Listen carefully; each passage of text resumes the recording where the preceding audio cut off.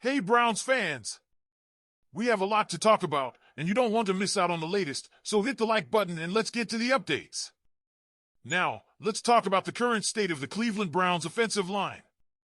It's no secret that injuries have been piling up early this season, and what was once one of our biggest strengths has quickly become a weakness. With so many key players out, the Browns may have to start looking at some free agents to bolster the line and protect Deshaun Watson. One name that's been floating around is former Dallas Cowboys lineman La'el Collins. According to Christopher Knox of Bleacher Report, Collins could be a good fit for us right now. If you've been following the NFL for a while, you might remember Collins. He entered the league in 2015 as an undrafted free agent and made an immediate impact with the Cowboys, starting 11 games at guard in his rookie season. The guy is versatile. After his freshman year, he moved to tackle and became a key part of Dallas' elite offensive line. From 2017 to 2019, Collins started nearly every game for the Cowboys. But like many players, injuries began to catch up with him. He missed the entire 2020 season, and in 2021, he was suspended for 5 games for violating the NFL's performance-enhancing drug policy. Last season, Collins played for the Cincinnati Bengals, starting 15 games before suffering a year-ending torn ACL and MCL. He's been out of action ever since, and the big question is whether he has anything left in the tank. It's definitely a gamble to bring in a guy like Collins, especially with his injury history and a full year on the sidelines. But let's be real, the Browns' offensive line needs help. We can't afford to let Deshaun get fired again like we saw last week, and right now, there aren't many options available. So what do you think, Browns fans? Is La'el Collins worth the risk, or should we look elsewhere to fix the offensive line? We all know the Browns' defense was supposed to be our rock this season, especially after last year's incredible run. But through these first 3 games, things aren't looking as solid. The defense has struggled, and we're seeing some patterns that are starting to worry fans. So, what's going on? Problem number 1, defending motion. Opposing offenses have figured out that using motion can stretch our defense laterally, especially in the run game. This forces us to be sharp with our coverage and alignment, but we've been failing in that department. Let's look at the numbers. In 2024, the Browns are allowing 5.3 yards per rush, 27th in the league, and 37.5% of those runs with motion have led to a first down, ranking us dead last.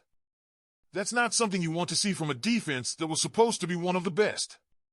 And here's the kicker, this isn't a new problem.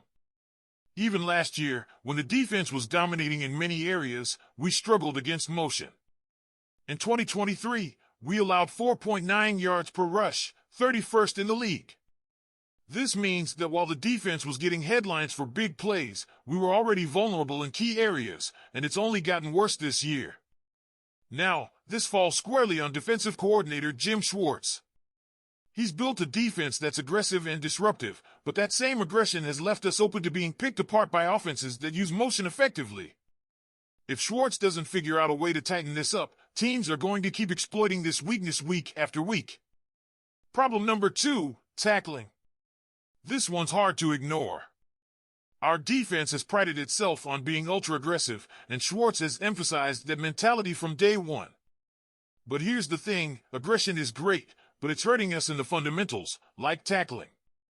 So far in 2024, we're allowing 3.6 yards after contact per rush, which ranks us last in the league. Our missed tackle rate is sitting at 11.2%, putting us in the bottom third. And guess what? This isn't new either. In 2023, we were giving up 2.6 yards after contact per rush and had a missed tackle rate of 12.4%. That tells me that this defense is still struggling to find the balance between being aggressive and staying disciplined. We're seeing missed tackles because players are over-pursuing or simply not maintaining the discipline needed to wrap up ball carriers. This lack of eye discipline is causing problems across the board, whether it's defending motion or just making a simple stop. Problem number 3, low coverage entropy. Now, this might sound a little technical, but stick with me. Entropy in football terms refers to how much a defense mixes up its coverages. Do they keep offenses guessing, or do they stick to the same game plan over and over again? Here's the thing, the Browns have been incredibly predictable on defense. In 2023, we ran the most single high safety coverages in the entire NFL, and that trend has continued into 2024. Through the first 3 games, we've run single high safety coverages 64 times, again, the highest in the league. Now, while this has worked well for us in defending the pass, it's also making us too predictable. Opposing offenses know what's coming and have been using motion and open space to attack us. In particular, playing one high safety often means we're in cover 1, a man-to-man coverage scheme. When the offense runs motion, it forces our defenders to follow their man, which creates open running lanes and opportunities for big plays. This is why the defense feels like it's all or nothing. We either get a big sack or a tackle for loss, or we give up chunk plays. This boom or bust style might be exciting at times, but it's costing us consistency, and that's something Schwartz needs to address if we're going to compete in the long run. Remember the Houston playoff game last year? The same over-aggressiveness hurt us then, and if we don't find a balance soon, we could be in for a repeat performance this season. So, Browns fans, what do you think? Is this defense still as good as advertised, or do we need to start mixing things up more to keep offenses on their toes? Now, let's talk about some unexpected good fortune heading into our Week 4 matchup against the Raiders. We all know last week's loss to the Giants was tough, especially with Deshaun Watson being sacked 8 times. Our offensive line has been decimated, and heading into this Raiders game, we were all nervous about how our offense would handle the pressure. But here's the big break. The Raiders will be missing some key players, and it couldn't come at a better time for the Browns.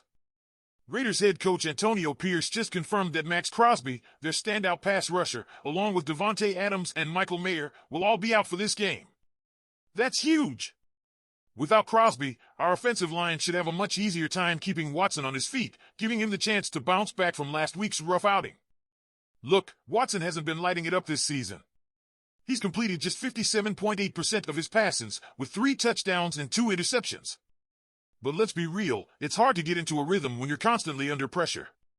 With Crosby out of the picture, this could be the game where Watson finally gets some breathing room to make big plays.